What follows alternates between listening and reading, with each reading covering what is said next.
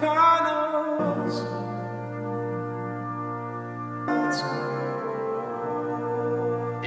What is going on, beautiful people? It is your boy Big Cuzzo. I'm here at the Bower Cafe here in Center City, Philadelphia. I got my man Mike Voss with me. What's going on, bro? What's going on, man? All is well? I'm ready to mess all this up. Cheers, bro. I know this looks crazy good, but we're gonna wait for a second.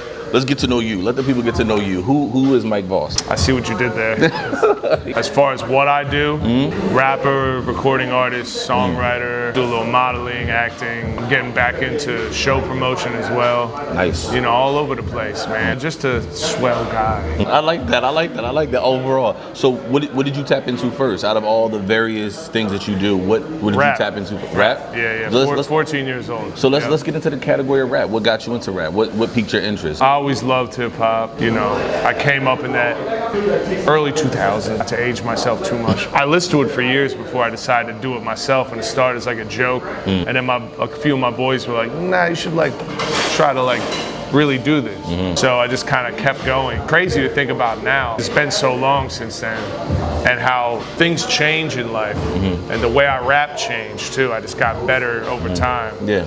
Because of the experiences I had. I think you become a better artist when you go through certain things. I was always drawn to it. I always thought rap was like the rawest form of music because you don't take training for it. There's no like training for instruments, and it's not like, well, the F sharp, and then you got none of that matters. It's just poetry. It's usually passionate feeling. Right from, yeah. And even if it's not soulful stuff like entertaining, the amount of wit to be a good rapper, to be able, you know, it's just always fast. I've always been nice with words too. It just felt natural. And I never wanted to really do anything outside of the arts. I never wanted to just be a plumber. No offense to plumbers. We need you in this world. Sure. Thank you for your service. All the blue collar workers. It's just definitely. not me. Yeah. Definitely. Y'all got it. I can't. I'm like, duh. I don't know what to do. So no disrespect. How would you describe your vocal or art ability when it comes to music? How would you describe it? If you could put it in a genre, or how would you describe your rapping ability? Are you straight hip hop? Are you more melodic? Like, just give a description. We curse? Absolutely. I'm fucking nice, first and foremost. Philly, baby. Like, I came up battle rapping here, ciphering really with like killers, like people. So I'm definitely one of the nicest, without question. I love that. I take a lot of pride in my lyrical ability, but I wouldn't say I'm like a straight hip hop throwback type of. Okay. I pick a lot of interesting production. I do different types of production instead of just sticking to that. But every type of, whether it's like a party song, I have a lot of emotion. I deal with a lot of mental health stuff as well, so I talk about that too. Absolutely. All of it is still going to be lyrically focused, even more melodic. There's going to be wordplay and layers and a metaphor involved, just because I care. People act like it's not cool to care no more. That's what gets you far, is that compassion and empathy, but also that drive. Yeah, absolutely. That emotion. Right. That emotion. You gotta care. Like, even if you're just spitting about you're the nicest, if you care about it, I care too. But I like melodic stuff too. After saying all that, I'm also a huge Future fan. Underrated writer, actually. Shout out Future. But like, not everything has to be lyrical, spiritual. As far as how I would describe what I do, I would say lyric focused, but sonically diverse. I love that. Best of both worlds. I love that. When it comes to the mindset of, okay, I want to create a song, how do you dissect it? Do you start with the melody first? Do you start with the lyrics? Do you start with what you cooking up? How are you cooking up from beginning to end? How you come up with a song? And then you be like, this is it, I'm putting it out into the world. If I'm writing my own music, melody or flow first. Okay. I kind of like some nonsense, maybe. Gotcha. I'll just be saying. Yeah. Depending on the beat, though. If I'm doing something over more of like boom bap, I don't even like that term, but like a boom bap throwback, I can have bars I already had in my head I can put over, because that's like riding a bike, them type of beats. If it's something else, a little more modern sounding, which is more my shit lately, Gotcha. fuck with like a melody, cadence, and then I start plugging in lyrics. You can't just like have a random verse and try to put it on any beat. It's 100%. It ain't gonna work. People 100%. that don't rap don't 100%. understand that. 100%. I was listening to one of your songs, or your newest song, Spark. Oh, right. And what a beautiful song, man. The lyrics, the message, even at the end, just so powerful. Share what you want, obviously. If you don't mind just diving deep into that, because it was such a transformative, how it started party theme in the beginning, like really light, bright colors, and then it got really dark with you at the park. Oh, you're talking about the short film? Yeah, the short film. Yeah, I didn't want to give away for anybody. No, it's already out. But it's so beautiful, that transition, how it just got really somber and very, break that down, put that up. Last year I put an EP out called Spark, 5 songs, completely produced by my guys, Black Teeth. They just got back from Taiwan, shout out to Black Teeth. I'm sure they'd appreciate that plug. Jay and Eli, I love y'all. My man Liam Rose, who is a fire videographer and creative director, he actually approached me at the listening party and was like, how do you feel about doing like a short film based on this? And it was like this kid reached in my brain and like read my thoughts. Because I was already, that's how I told him that. I was like, it's amazing. So I knew it was meant to be. Wow. We shot it in a few days. And yeah, right now, Spark, a visual story.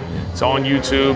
I call it a visual story because it's kind of a short film, kind of a music video. I love that though. It's like a combo. There's no dialogue, but we still tell a story. And because you have and it involves all 5 songs. And because you have the acting ability, I love that's why you made it such a visual story. Once you got into music, I guess it opened you into another world of like, okay, now I want to get into acting. When I'm on, like if I'm doing an interview or a concert or if I'm, acting, I'm good. But when I'm just like grocery shopping, leave me alone. Some of your greatest artists are introverts. They're quiet, you'll never hear from them, but when it's time to perform, concert, put out music, they're showing a different side of them. So I think that does make some of the greatest artists. I don't know if I'm an introverted extrovert or extroverted introvert. I'm some combo. So I don't know about you, but we about to dig in now. We've been waiting long enough. Let's cheers. I'm already ahead of you. I was doing the music for a while. It kind of led to like my one homie that had a clothing company, no longer around, but he got me into modeling. He was like, do you want to take some pictures wearing my stuff? I'll pay you. I was like, I can get paid for that? And then it just kind of, I never had plans to be a model. Okay. It just kind of happened. So I got into that. I wound up doing a lot of print work, but I did Runway, Philly Fashion Week, did New York Fashion Week once, and that was all cool. But doing all that is how I met an actress that modeled, and she started talking to me about doing more acting. And then also, shout out to my girl Scarlett. She reached out to me and was like, hey, do you want to star in this indie film? You're going to be playing like a drug dealing rapper. Wasn't far from real life at the time, so I was just like, yeah, sure. So I did it, and I was a villain, and I fell in love with it. The movie never came out. It was called Whack. Okay. Some rich kid's dad like gave him a bunch of money and tried to do an indie film, and it didn't work. But my checks cleared. I did it. And it exposed you more than anything. For exposure. Sure. And I got bit by the acting bug. And then when I started, the girl I met through modeling had me get into like doing background work. I did Creed 2. I was a security guard in Creed 2. You're gonna recognize me. If you see a tall, well-built white guy, there you go. It's not me. I'm next to him. No, you stupid. Yo, you're dumb. Now I'm walking behind the Russian guy in the last fight, like up and down the ramp. Okay. Word up. They filmed that in Ambler or Aspen or some town like that in PA. Okay. Once I did that and I was around all that, Stallone and Michael B. Jordan. And, Wood Harris, who's an underrated actor. Definitely, I love Wood Harris. Definitely, he's the man. I had a great convo with him. But that's when I was like, oh, I like this too. Yeah. But acting is like even harder to really get into than music for real. Really? So if you had to. Because you can't do it by yourself. Let's just say you had to pick between one or the other. Which one are you going with? You going down the acting path or you going down the music path? Well, while I eat this, because this is on fire, bro. I'm sorry. Man, get a look at this. Look at that. Deliciousness. A lot of these rappers are actors all the time anyway. But for me, I'd say music for sure. That's my first love. But luckily, we live in a world where I can do both. Yes, you are very lucky. Yeah, well, I think you'll go very far with that as well. I'd like to try to do both. 100%. Now, let's talk battle rap. You got into battle rap first, which opened the door into rapping, correct? Yes, sir. So what was it about battle rap? Again, was it just the Philly culture? Because again, battle rap is very, very hard pressed in this culture of Philly when it comes to that. So was it just the Philly atmosphere, the Philly aspect of that? Like what opened the door to battle rap first? Great question. I mean, what really did it was being a broke kid. Shout out to my guy, Matt, aka Lettuce. He's a like alternative rock artist now, but he used to rap and produce. He was the first person that took a chance on me and made beats for me. So I'd record at his crib.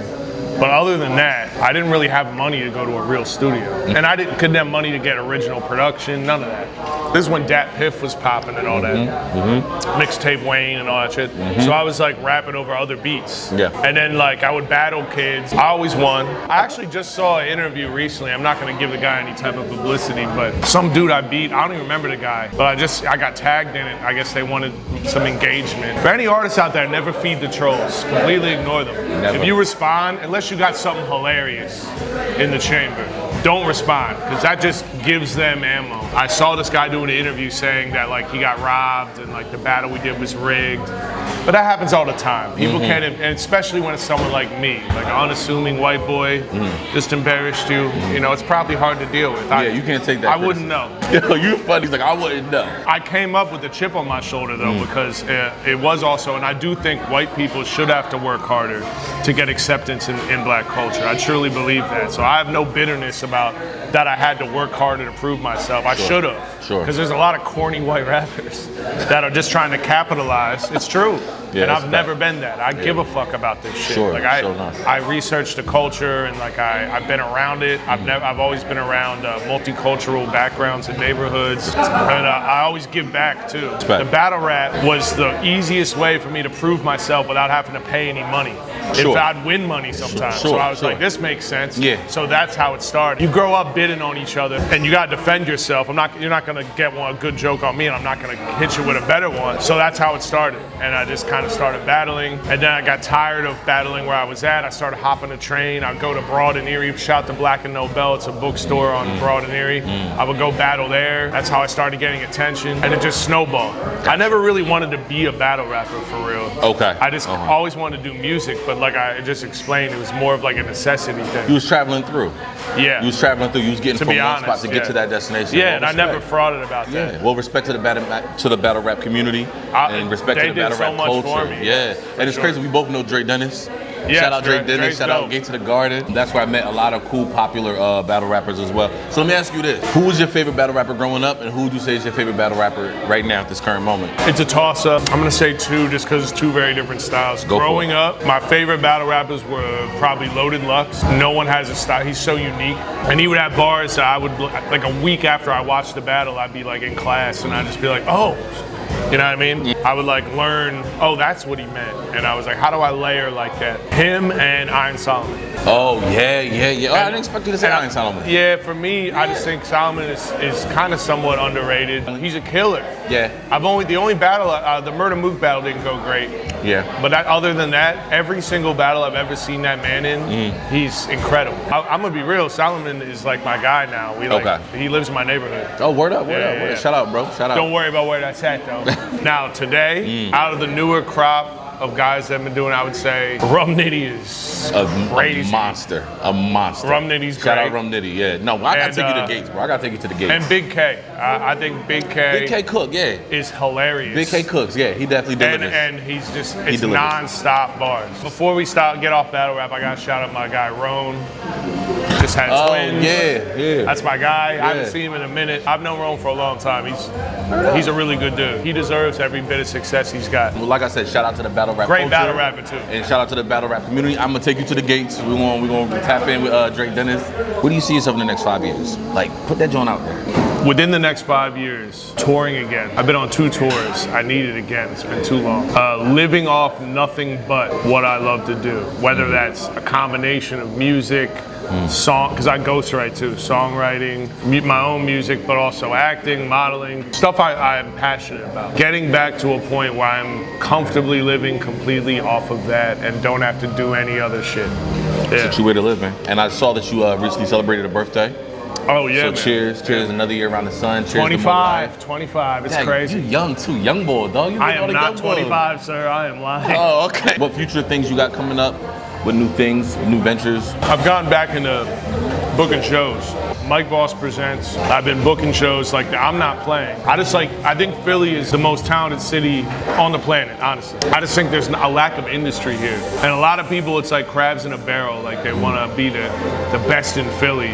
It's such a dumb mindset to me. I look at it like, if I bring people with me, there are the type of people that'll use me, you know what I mean? Like I'm sure they're out there, but I'm usually pretty good at reading that. And I love giving young artists who I think are like fire a platform to perform. So I've been booking shows. I'm getting back into party promotion as well. If you're in the Philly area, I know a lot of your audience probably is. Mike Voss Presents on Instagram is my show promotion page, and I'm putting a lot of cool stuff together. Like not just music. I'm working on a stand-up comedy show I'm putting together, an all Southern hip hop party I'm going to be hosting.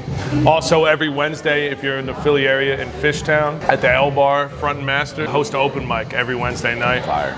It's been super poppin'. Love it. Shout out to Reef the Lost Cause who threw me the alley-oop for that. And shout out to the L Bar who always shows me love. It's a great place to, like, I would say for you to just check out upcoming talent and stuff, because people be killing it there. And Keep it's me like, posted. how does no one know who you are? For me, it's also, I'm entering an era of my life where I'm starting giving back more, and I really enjoy that. But I'm still, working on my own shit. I'm working on an EP right now. It's gonna be kind of like Memphis hip hop combined with Philly hip hop. If you can imagine that sound. Now, why Memphis? Like, what's the correlation between Because you it's and just Memphis? the illest shit. I've actually never been to Memphis. I'm not Okay. gonna. Don't worry. I'm not gonna be on there pretending I'm like Yeah, rapping yeah. like I'm. Well, Paul Wall's from Houston, but I'm not gonna put on a fake. I'm not Drake. Just But I'm don't saying, don't use the accent like what they Yeah, say. yeah, they say yeah. music. I'm not Aubrey. Yeah, all the I'm not music, Gonna, I'm not yeah. gonna throw. Yeah, Yeah. music. Yeah, you won't see Glorilla, me on there. all I'm that not gonna music. dur that. Don't worry. But I just love Memphis production. Got you. I love that old like 3-6 Mafia, and then I love like Young Dolph and Key Glock. I like all that shit. But Shout out. I'd like to put the way I rap on that and make it work. And I'm working with this cat named his name's Albino Panda. Albino Panda. All right, shout He's out. fire. That's Shout my out. guy. Shout out. He does a lot of like EDM stuff too. Very talented producer. Owns a studio called The Void. Check it out. But so we're working on an EP. I'm sitting on so many beats. I'm just kind of getting over a writer's block. So music-wise, I can't say too much, but EP for sure. Okay. By the end of the year, and mostly, man, just like giving back to the community and figuring out how to do more acting. For other future artists that struggle with writer's block, because that's something it's bound to happen in your creative journey. How do you get through that? How do you maneuver through that and past that? Writer's block's different for everybody. It depends. I'm coming out of the longest writer block I've ever had in my life. The longest, I would maybe not write something for 2 or 3 months. I've had writer's block for almost like a full year almost. Wow. And lately I'm getting out of it. I'm writing some shit I really like. It's got to be natural. For me, it was like a lot of real life shit. If you watch the Spark visual story, it'll give you some insight towards the end of what I've been dealing with personally. Gotcha. And it just kind of distracted me from that. Gotcha. And my thing with creativity is you can't, if you force it, people will know. If you phone it in and you're just like, well, I guess I got it right. Cat hat, it's gonna suck. Facts. Like, Facts. it's gotta be, I gotta have that, I guess pun intended, spark in me to be like, oh, it's time. It's gotta be real. For me, at least. Facts. Some people will say like, well, every day I sit down and then after my ice bath, I sit down at 4 a.m. and I make sure I write. And I don't do that. It's got to be natural. Sure. It has to be. So I just let myself deal with it and kept myself busy with my other things I do. For me, let it flow. If you got it, if you really got it, it'll never go away. Well, ladies and gentlemen, a true jack of all trades, Mike Voss. Check him out, all right? Let them know where they can find you on all your social medias and platforms and all that. You can find me on all platforms, just Mike Voss, real name, no gimmicks. So you can just search Mike Voss on everything. I need to get my Spotify numbers up. Show me some love. I don't know what I'm doing. Help me out here. Help a I ain't got brother a out. manager no more. Help I a need brother help. out. Yes. Well, ladies and gentlemen, peace.